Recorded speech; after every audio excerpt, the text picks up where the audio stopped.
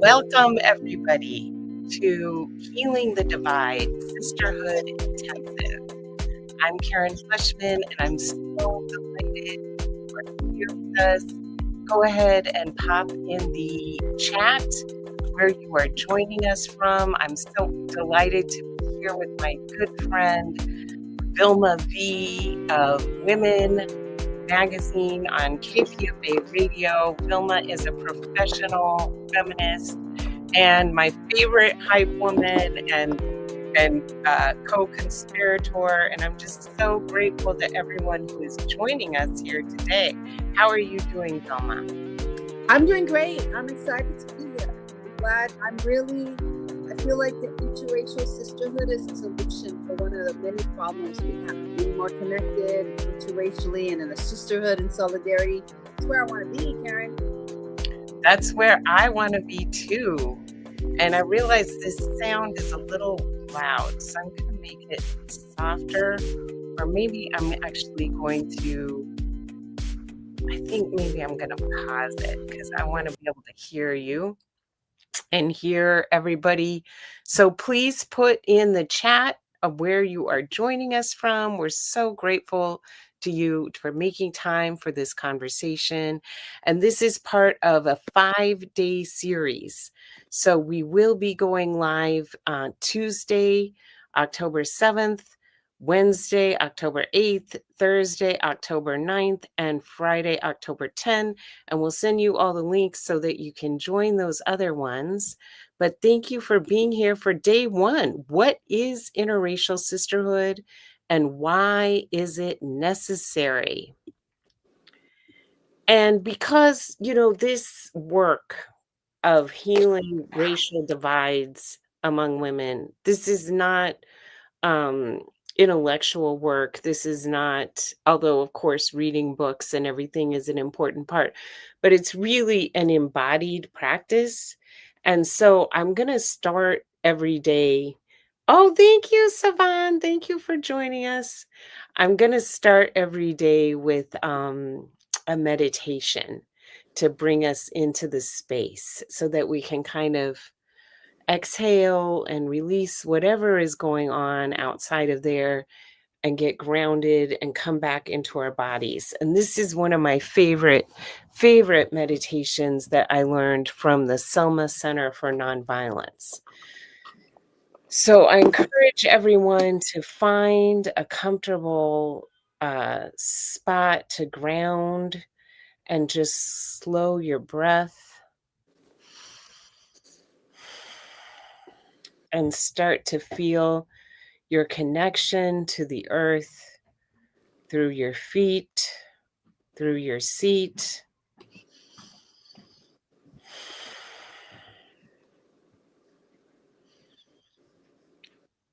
And now, as you're sitting here or standing, I want you to imagine roots growing out of the soles of your feet, deep into the center of the earth.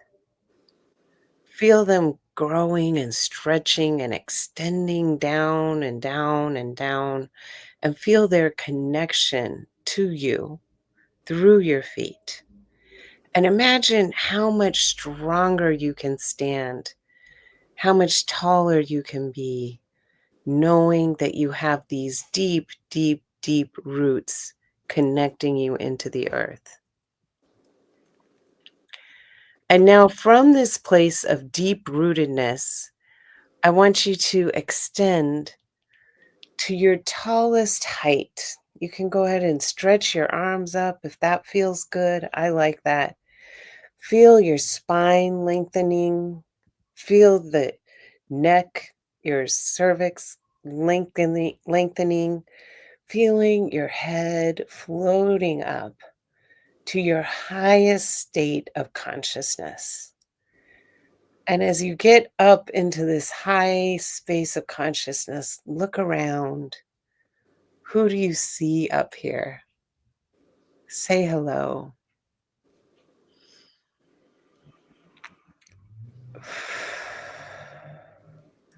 And now, from this deep rootedness Highest consciousness, I want you to expand to your fullest breath.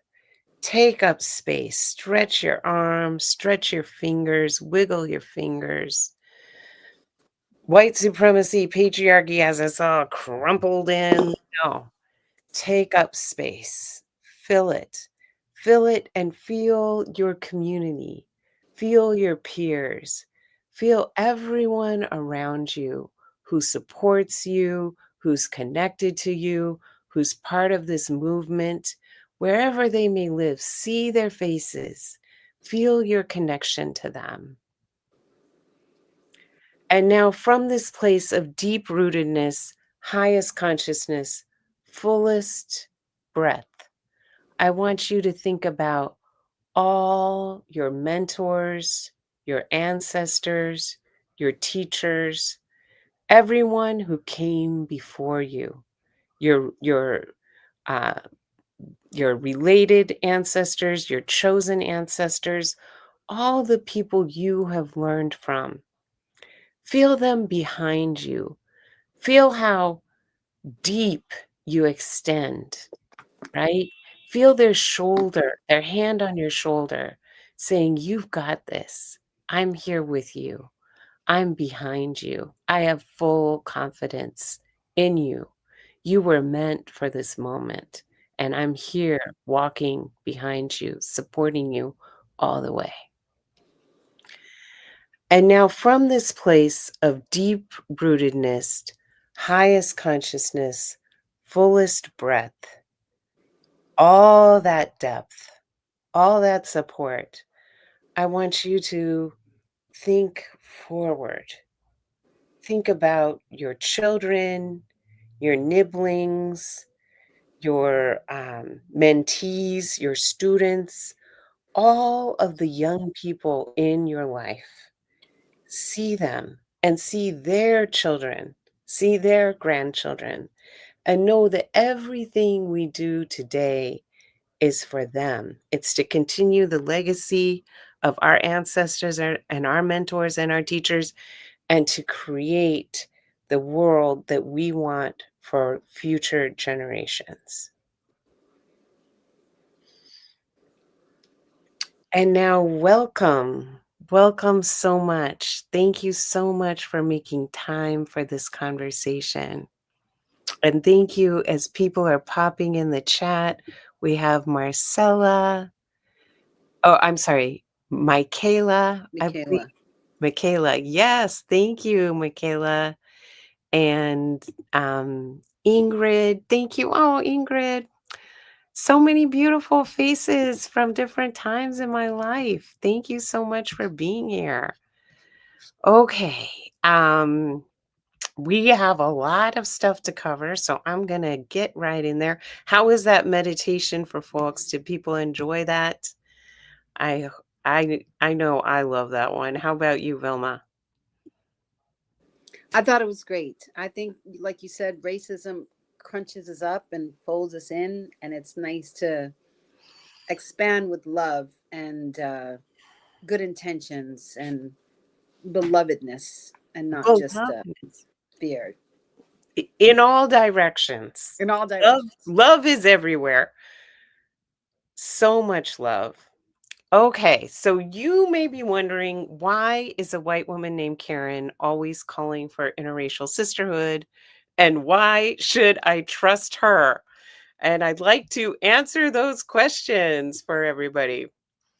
You may have seen my 2018, back in 2018, a white woman named Allison here in San Francisco called the cops on an 8-year-old girl for selling water without a permit. And this many similar incidents, barbecue Becky, all these different incidents were happening, and I was so fed up. I came home and I wrote a Medium post, to barbecue Becky. I'm sorry, to permit Patty. And then AJ Plus contacted me and asked me if I'd come in and film a video. So I've been in this space holding white women to account for our behavior for a while. And I do that with the utmost love. I'm not here to I'm not here to bash anyone. I am here to build beloved community among all women. And this began very early in my life. So this is me when I was 11 years old. Conservative parents in the small town where I grew up in Colorado wanted to ban Judy Blume books from our school library. And I said, "Oh, hell no." This was when I was in elementary school. I was in 6th grade, and I organized a petition drive on the school playground. And I collected over 100 signatures, mostly of students, but also of a couple teachers. And I went to the school board and I made this impassioned plea about why we needed to keep Judy Blume books in our school library. And lo and behold, I actually won. The board voted to reshelve the Bloom books, as you see in this headline. So that was a I'm so grateful, that that early experience was a win. Um, and it showed me that you can really have an impact when you organize and you bring people together.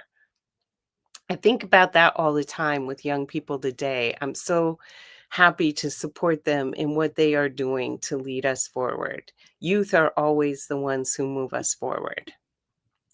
You see, I grew up in a very conservative community. And when I was growing up there, it was the 70s and the 80s.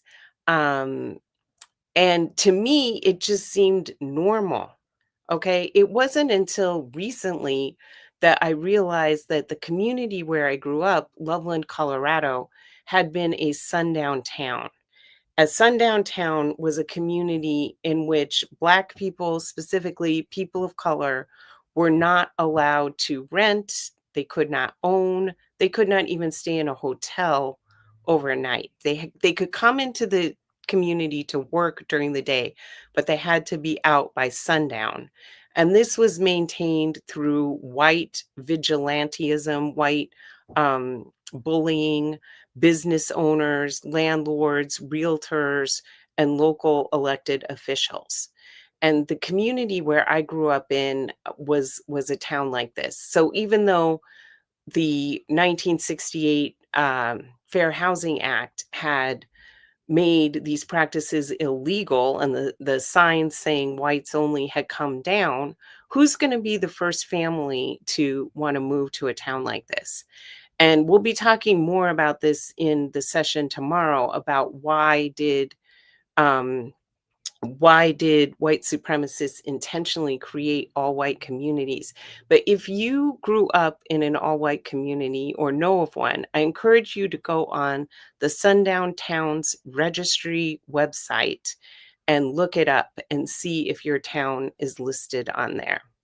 So that had a major, major impact on my life, growing up in a nearly all white community. But I'm very fortunate that I got out of my town. I moved to Massachusetts for college, and then I spent some time in South America. I spent some time in Europe, and I ultimately went to Austin, where I got involved in the immigrants' rights movement. I moved to New York City to help immigrants become citizens. We helped 50,000 New Yorkers apply for US citizenship, something I'm very proud of. And then we were defunded in the post 9/11 economic downturn. And that was right when reports came out that said 50% of Black men in New York City don't have a job. And we have nearly 200,000 young adult New Yorkers, almost entirely Black and Latinx, who are not in school and not working. And coming from the immigrants' rights movement, it was like, what? How is that even possible?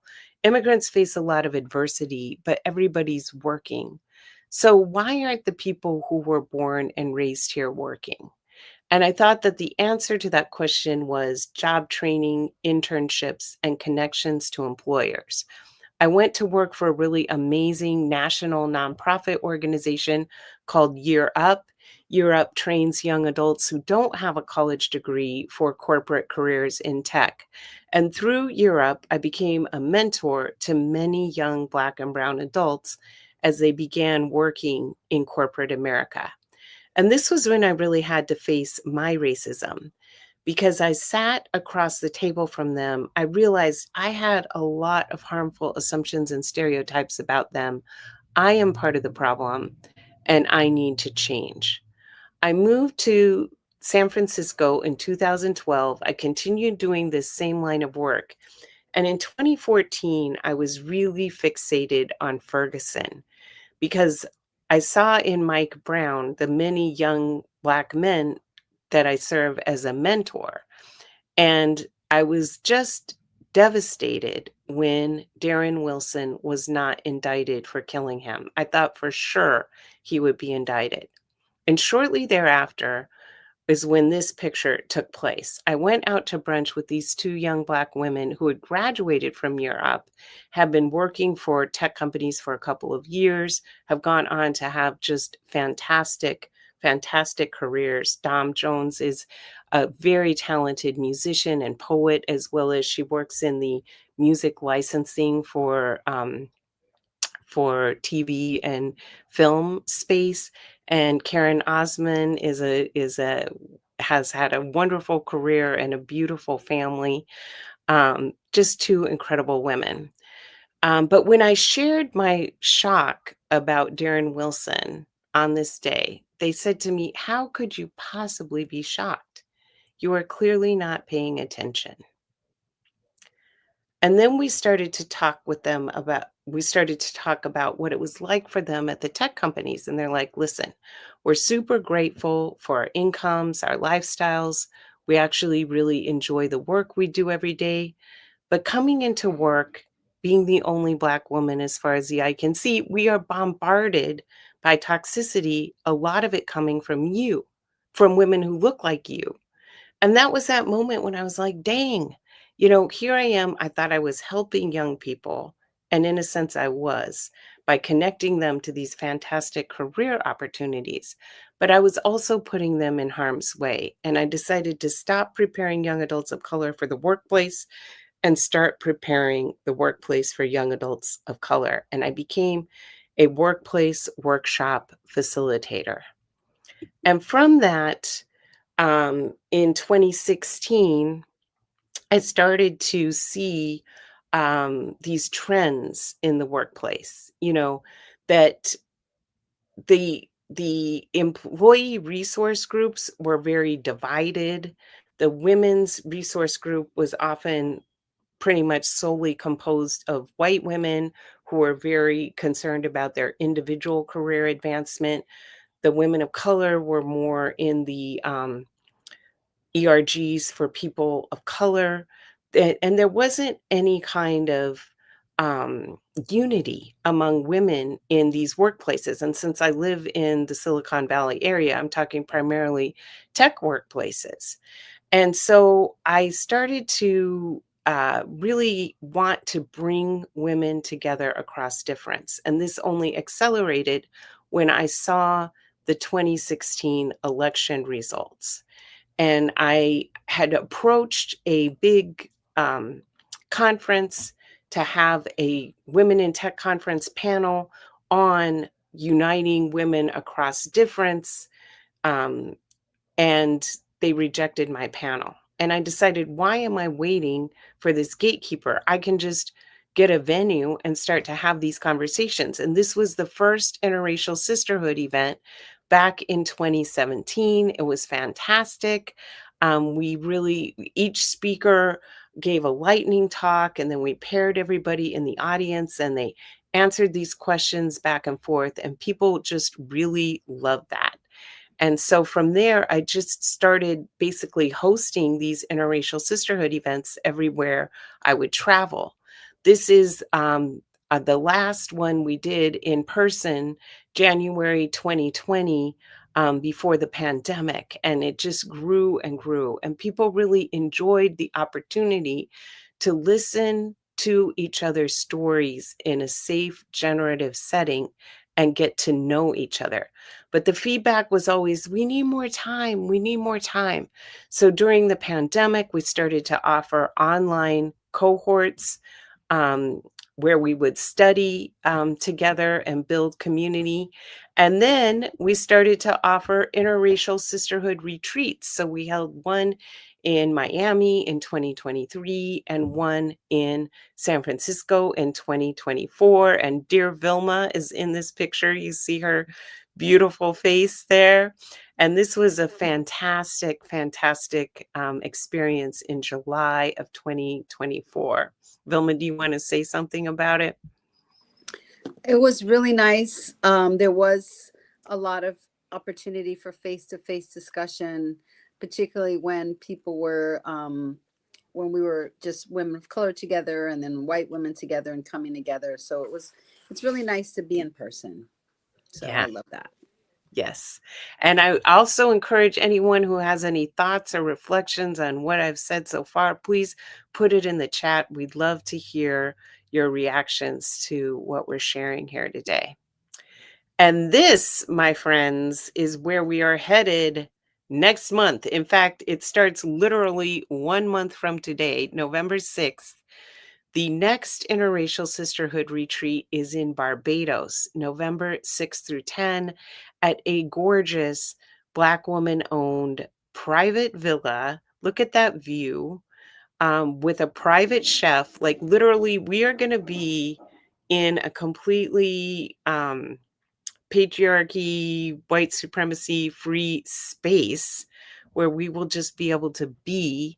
And we're also going to get to enjoy the beautiful island of Barbados during the Barbados Food and Rum Festival. So we're going to have excursions and all kinds of things. So please, Vilma is going to pop the link to register. We just have a few seats left in the chat. We would love for you to come to that next month. So, what does the Interracial Sisterhood do? The Interracial Sisterhood Coalition. We create safe, generative, opt in spaces outside of the workplace for women of all ethnicities and generations. We listen to each other's stories and learn to relate across difference as equals so that we can unite across difference to secure our collective safety and freedom. And I don't know, Vilma, if you want to say anything about like the age, the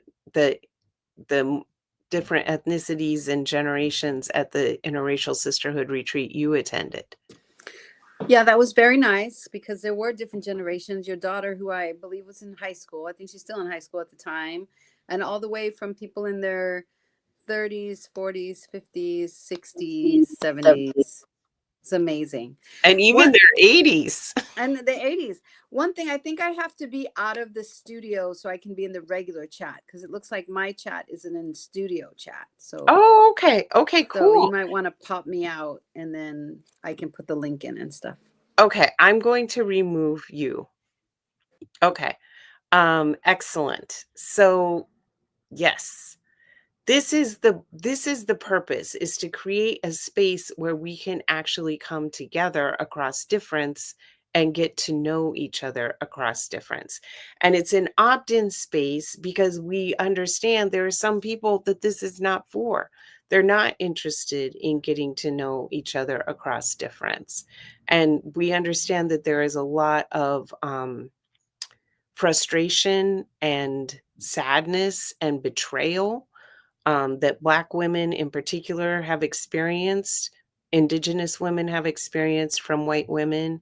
And we are working to get more white women to understand what we need to do to become better sisters. But for folks who are open to this conversation, they can choose to be a part of it. So how do we offer this? We do it in-person events, retreats. We have a Becoming Trustworthy online cohort for white women. We're going to be launching a new cohort of that in October as well. We have an online membership community that you can be a part of to have these conversations online. And like I said, we host in person events all the time. We just went to see um, our own Dottie Roy speak, and then we got together afterwards to discuss it over dessert. We just had a beautiful Pilates and brunch event in New York City. So we're all the time inviting people to get together. And we also have a blog, YouTube channel, and a newsletter. And you can access all of this if you go on our website, interracialsisterhoodcoalition.com. So, what is interracial sisterhood? What are we actually talking about here? Um, we define it as a lifelong embodied practice of women of different ethnicities and generations respecting and supporting each other and making change together. Interracial sisters center, follow, protect, resource, and support leadership by marginalized women, including Black and Indigenous women, trans and queer women, women with disabilities, immigrant women, Muslim and Jewish women, under-resourced women, and women with intersecting marginalized identities. And you may want, so why am I, as a white woman, calling for this? You know, we hear all the time from Black women, women of color, they are tired of doing all the organizing work. They are, they want to have white women take up this organizing mantle and create these spaces. They don't want to be carrying the whole load. That is what I see my purpose in this. And Vilma, I don't know if you have some reactions to that.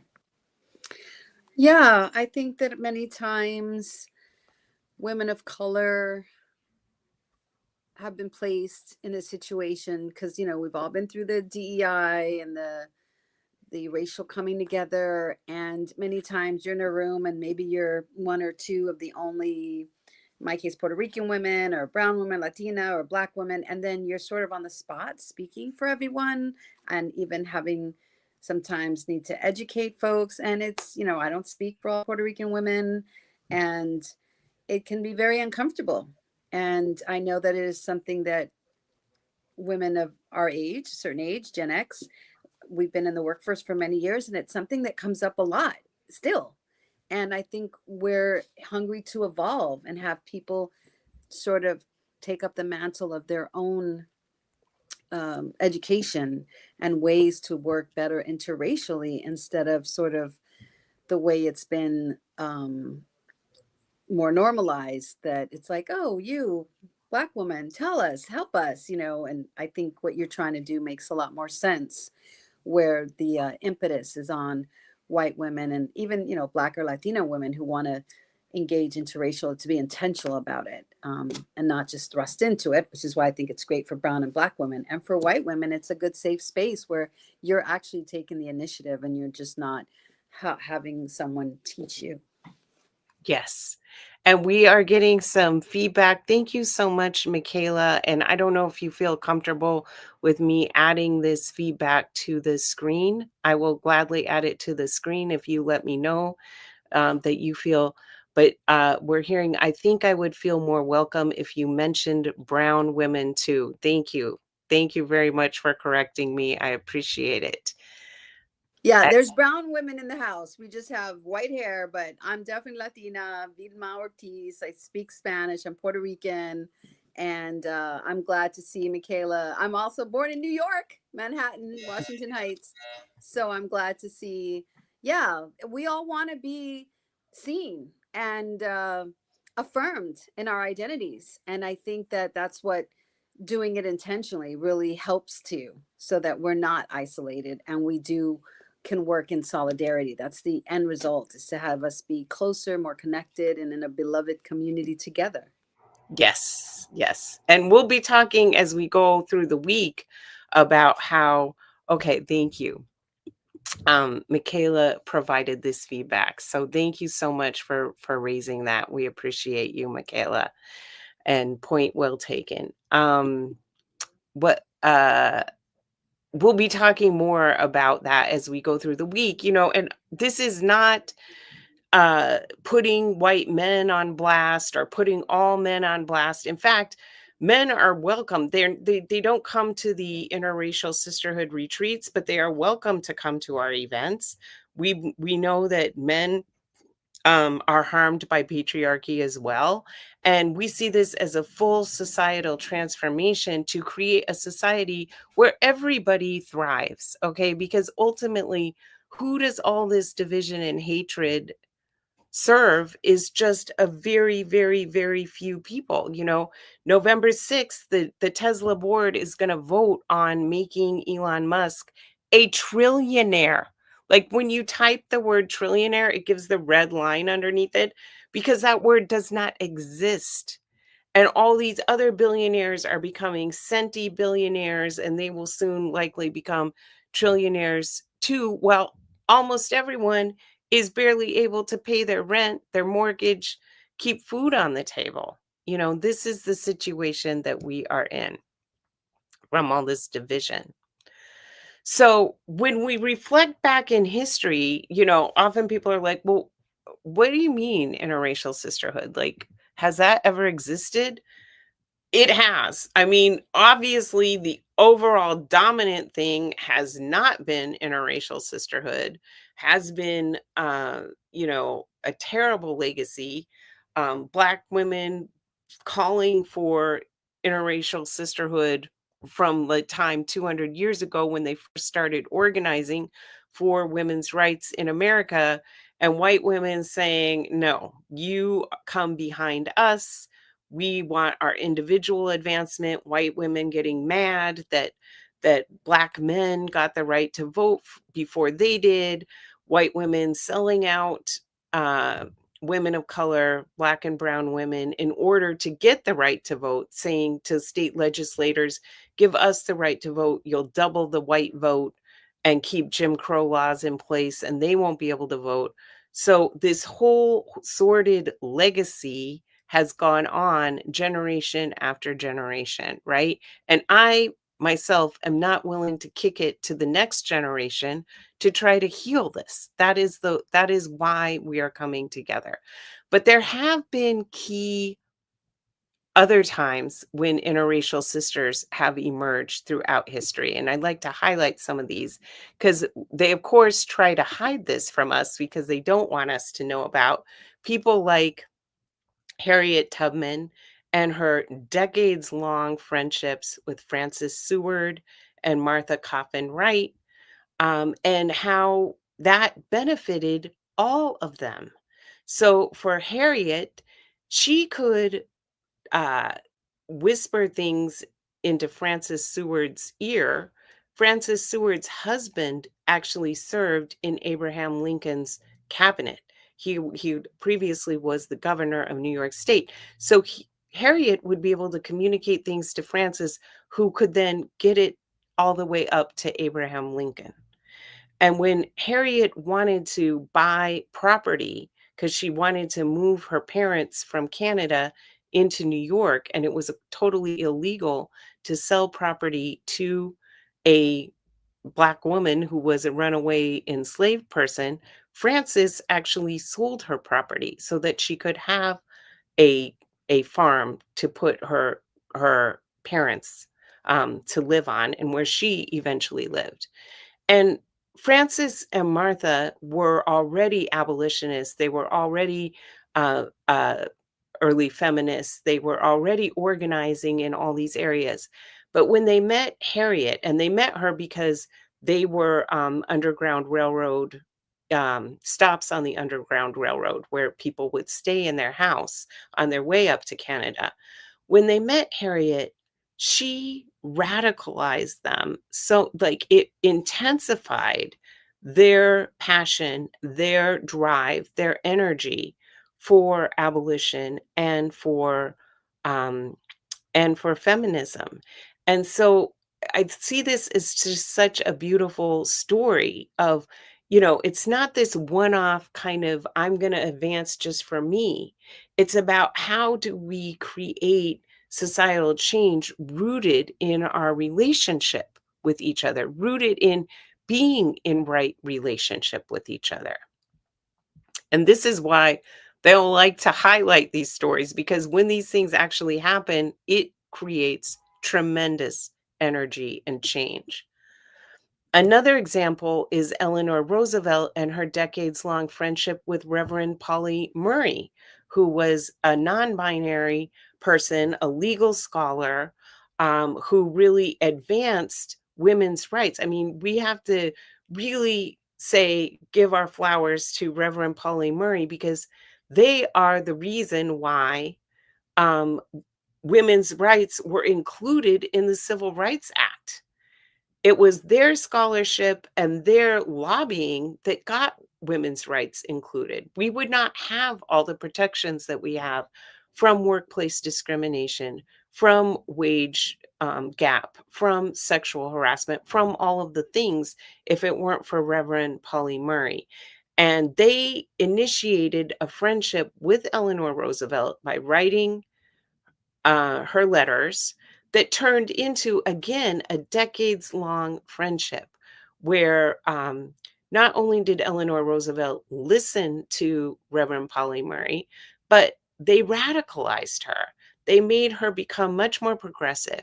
And Eleanor Roosevelt opened her home to Reverend Polly Murray when she needed to rest. They enjoyed each other's company tremendously. This went on for decades, and it had a positive impact and a lasting legacy for all women and people of color because of that friendship. So, one more example, and I know this is kind of controversial. Not everyone sees it the way I do, but me personally, I am super inspired by the friendship between Moira Strand and June Osborne in The Handmaid's Tale, because I see them as friends who inspire each other to become more radical, to become more effective at fighting patriarchy. And when one is down and one is they're in a very, very difficult situation, the other shows up and lifts them up and inspires them to keep going, and they keep showing up for each other over and over and over again. There are times when they fail each other. There are times when one is more in need of support than the other, and but they're always there for each other. They keep showing up for each other, and I think it is just a beautiful, beautiful friendship that is obviously very, very transformative for and I apologize. I know not everyone is a Handmaid's Tale person, but I certainly am, and I learned a lot from observing their friendships. Yeah. So the vision for the future is, what if in every community in America we had an interracial sisterhood circle where women could get together? It would be a combination of mutual aid, helping each other out when you're having a bad situation, uh, also working on local issues, going to the school board together, going to the police commission together, testifying, doing all of those things in community with each other, and just having a whole lot of fun, like really having beautiful relationships across difference. I think that this would be so transformative and so healing for everybody. And so that is what I aspire to. And I believe we will see it in our lifetime, Vilma V. What do you think? Well, I think every change begins with every individual person. And so, even the biggest projects have often started with just a few people, few women, few men around a room, and then they launch and it just builds from there. So, one of the reasons I'm here and have supported your work, because I just hope that it does snowball and catch fire, and it's what we need. Thank you so much, Velma, and likewise. Everybody, you can listen to Women's Magazine on kpfa.org, or if you're in the Bay Area, very powerful signal, you can listen to it live. And it is such a wonderful resource to know about what's going on with women, not only in the United States, but all over the world. And I take a lot of inspiration. Who do we need to look to? We need to look to Native women, matriarchal societies. We see here in this photo, we, the women of the Iroquois, own the land, the lodge, the children. Ours is the right of adoption of life or death. Ours the right to raise up and depose chiefs. Ours the right of representation at all councils. Ours the right to make and abrogate treaties. Ours the supervision over domestic and foreign policies. Ours the trusteeship of tribal property. Our lives are valued again as high as men's.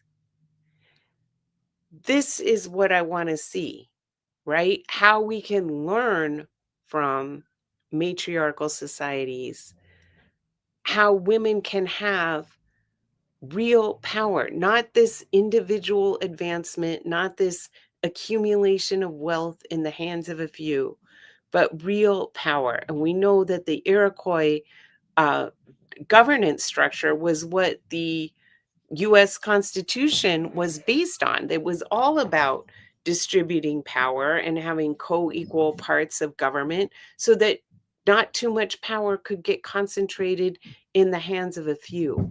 And this is what I want to see happen. And that's why I think having these interracial sisterhood circles, because they're never going to be like, oh, at the federal level, let's just change this now. The people who benefit from the way the system is designed are never going to change it.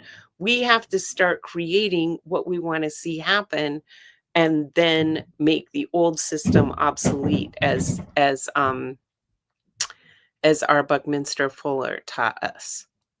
Thoughts on this? I see you nodding over there.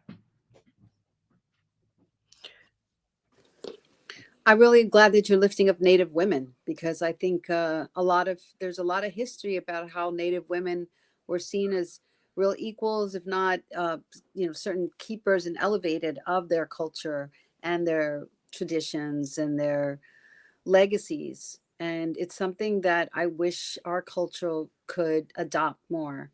And it would certainly mean more of an end to patriarchy, because I think our Native women and men had a different idea about the equality between the sexes that I wish had carried on, and maybe we could reintroduce. Yes. And as we see in this photo, the white women who are leading the women's suffrage movement, instead of saying, let's work with and learn from and center the leadership of Iroquois women and really get women's true equality, we're like, no, no, no, we know best. They're a bunch of savages, and we're the ones who are going to lead everybody in the right direction. Well, look where we are in the year of 2025, right? So much to learn. And I want to shout out my mentor, Sweetwater Nanook, who is a Tlingit Native Alaskan, who's an incredible. I've learned so much from Sweetwater, and I highly recommend attending her training. She has one coming up in November. I will put that link. I don't have it right now, but I will put that link in for anyone who wants to learn from a truly Native woman from a matriarchal society what that actually looks like. It's awesome.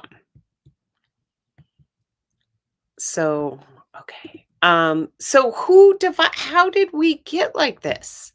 Who is responsible for this mess? And I really thank Nicole Hannah Jones for the 1619 project.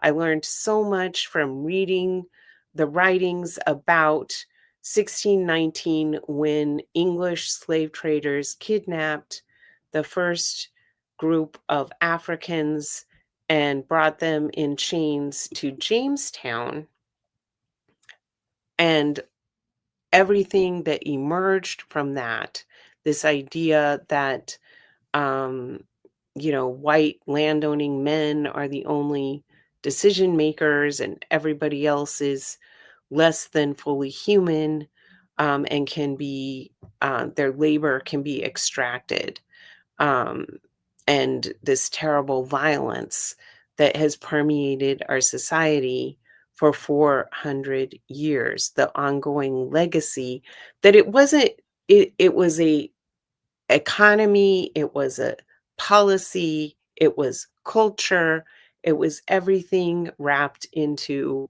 one, this ideology of white supremacy. What got a little less coverage is the next boat that came in 1619, which was the boat of white women who came as, quote, tobacco brides. So life in the 1600s in England was extremely difficult for women. There was a lot of poverty. There was, witch hunts. There was a lot of persecution. And so the idea that you could come in a boat paid for in tobacco to Jamestown and meet a plantation owner and become a plantation owner's wife, I can imagine was appealing to some women, and they came over, and the reason why the white landowning men wanted them there is that they knew they had to have white women in order to make the plantation an intergenerational enterprise. They imported the white women to run the household, police the plantation so they could be out, fighting wars or writing the Constitution or doing different things, participating in public life. And they tied the laws of slavery, property, and marriage to where when a woman married, she legally ceased to be a human being. She became her husband. That was the only person who could make decisions. And all of her property became his property. And then they tied the laws of slavery that they would, pass the plantation lands down to the boys and pass the enslaved people down to the girls.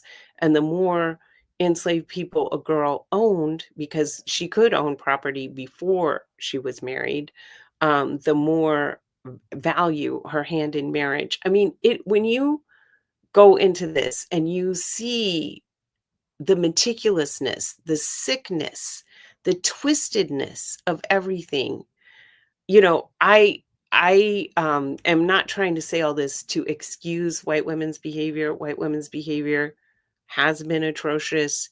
They could have rebelled against this. They could have put up a fight and said, "No, we resist this." And instead, they just kind of succumbed and, felt that their survival was tied to these violent white men and just perpetuated this for generation and generation.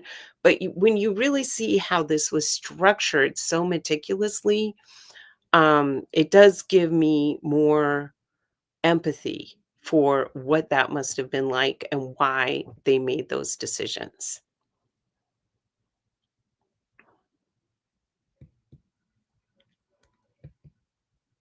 And so here we see John Trumbull's 1818 oil painting of the Declaration of Independence with red dots on the faces of all the men who owned enslaved people.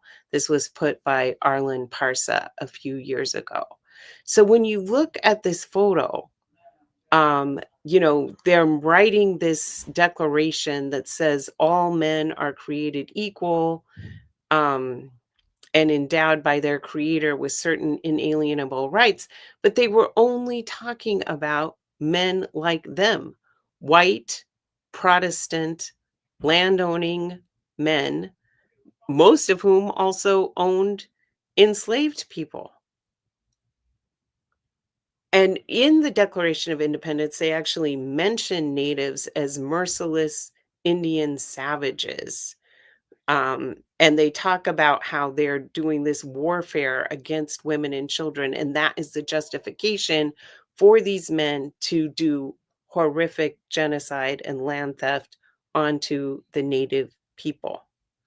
This was how our society has been structured from its very origin, to keep us all divided into what Dr. Philomena Essed talks about gendered racism, perpetuating these stories about who we are and what our role is in this society based on the intersection of our gender and our race. That white men are natural leaders, should be in charge, have the right to bear arms to protect property, and white women. White women are good, right, moral, honest, just, beautiful, the only good mothers, well mannered, and weak and defenseless, and need the protection of white men. Black and Native American men are less than human, bad, wrong, immoral, dishonest, ugly, lazy, without manners, unjust, likely to attack defenseless white women, and therefore deserving of harm. How many how many black men were lynched because a white woman said, he looked at me in some way or he touched me in some way? Black and Native American women are prostitutes, promiscuous, bad mothers, ugly, lazy, wanton, strong, unfeeling, subhuman, and therefore deserving of rape. And as I'm sharing this, think about how many movies, TV shows, how many times do we hear these narratives repeated over and over again to perpetuate this kind of power structure? And I'm curious, I don't see the chat or anything. Vilma, is there anything coming through in the chat? I Any I reaction? I have to be put out from the stage in order to see the chat. I can't see it either. I need to get Oh, back. okay. Okay, I'm going to, okay. Black and brown women are racist too, though, against each other and against white women. Yes, well, I do believe that we all carry intergenerational trauma from all of this, and we do tend to socially isolate into our own circles. And we'll actually be talking about that is our theme for tomorrow is unlearning our racist and patriarchal beliefs. Yeah, I just want to thank Michaela for bringing that out because I think a lot of times, especially in this country, it's very much a black white paradigm, and then there's so much other racism that impacts folks, and including being a Latina and Puerto Rican and light eyed, and yet I've had siblings and cousins who are very dark.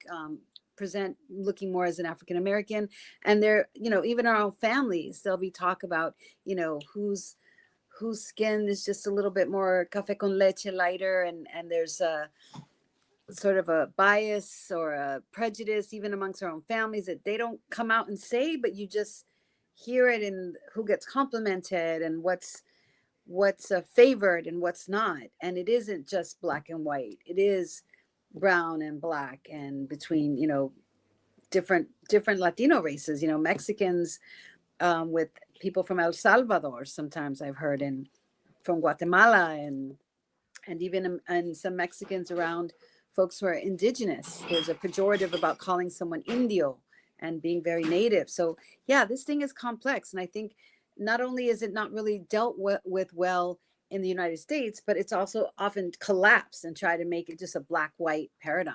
Yeah, and it's not. So thanks, Michaela. We're on the same page, girl. Yes, yay. Okay, so who I'd like to actually pose this question to the viewers, to you, Vilma. Who profits from all of this?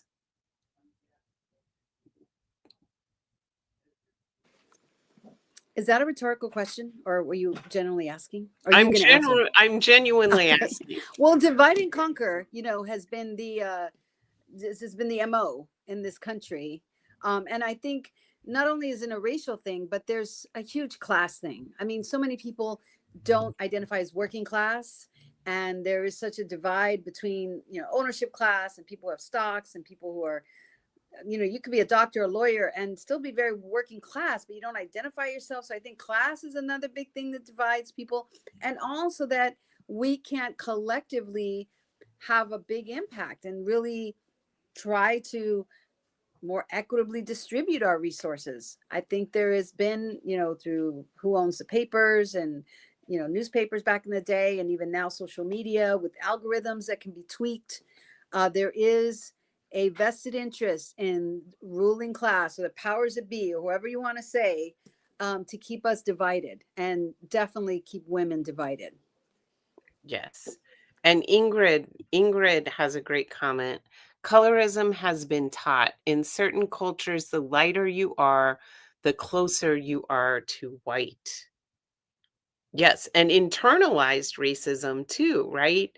That whiteness rewards people of color who identify with whiteness with all kinds of goodies and special treatment until they're no longer convenient, at which point whiteness discards them like a used tissue, right? And this is what we're going to be talking about more tomorrow. Tomorrow, we're going to focus on unlearning our internalized racist and patriarchal beliefs because we are all born in this country. We are inundated with racist beliefs. If you immigrate to this country, it's not like they hand you a guide to racism in America when you get here. You're just trying to figure it out. So we're going to be unpacking that tomorrow at the same time. I hope that folks will join us. Let's keep going. Who is harmed by our divide? So we talked a little bit about who profits. The billionaires, the trillionaires keep extracting all this wealth and power while everybody else is distracted, blaming each other. And they've certainly inflamed belief among white men that they are being displaced, white women as well, by immigrants and Muslims, and all their opportunities are going away because of black people, brown people, etc. While it's actually the private equity and hedge funds and all these profiteers who are extracting the opportunities and making their lives increasingly impossible. So our divide definitely harms everybody. And who needs to change to make unity possible? Are there thoughts on this? Thank you, Michaela. Yes, I hope you will join us. And I hope you'll all join us for every day this week. We're going to go deeper and deeper each day. These are standalone sessions, but they do build on each other. So we would love to have you, and I'll cover in a second what it is we're going to be talking about. Who needs to change to make unity possible? What would you say is the answer to that question, Vilma? I really think a lot of white women need to really come to terms with which side are they on? The classic. Which side are you on? That's basically, we all have to 100. ask ourselves, which side are you on? Yes. White women have been conditioned to believe that white men are our protectors. But when you look at the actual statistics, you are much more likely to um, be affected by violence from an intimate partner than from a random stranger, right? They pump us full of fear about the random stranger when the actual partner in our home, especially if they own a gun, is much more likely to result in harm to us. Um, yeah, we'll be sharing more about that as we go along. I do believe white women need to change to make unity possible. And I think all of us need to change in some way. And the greatest way for us to change is to listen to each other's stories and to build these relationships. And that's what we'll be focused on this week. And I want us to just take a moment. I know it's really, really grim right now, but let's just imagine what will become possible when women unite. The amount of power we have as women, so much power. If we truly had each other's backs, what we could do. And just take a minute and envision what is possible in your mind.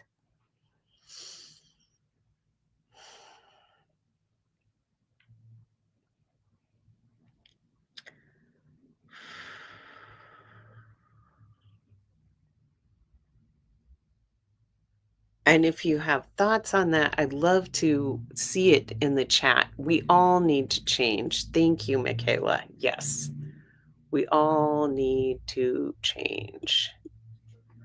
Some of us have more change that we need to do, but we all do need to change in some way. Um, if you have thoughts on what will become possible when women unite, I would love to hear those in the chat. And I have one last question. What will be the consequence if we don't unite? You know, The Handmaid's Tale really shows what could be possible. And when we read Project 2025, when we read Project Esther, that's what they want. They want us, they want to reduce the age that you can legally get married. They want to get away with no fault divorce. They want to eliminate reproductive access. They want to eliminate